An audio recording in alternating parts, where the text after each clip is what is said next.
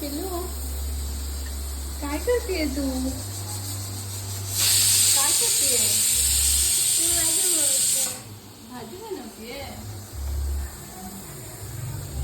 काय बनवलंय जेवायला? काय झालं? काय बनवलंय जेवायला? हा काय बनवलंय? जेवायला काय बनवलंय? डाळ भात बनवलंय. बापरे, मला देशील ना डाळ भात? असं मला दे ना जेवायला तू बनवलेलं. देशील ना? मला पण दे ना थोडस.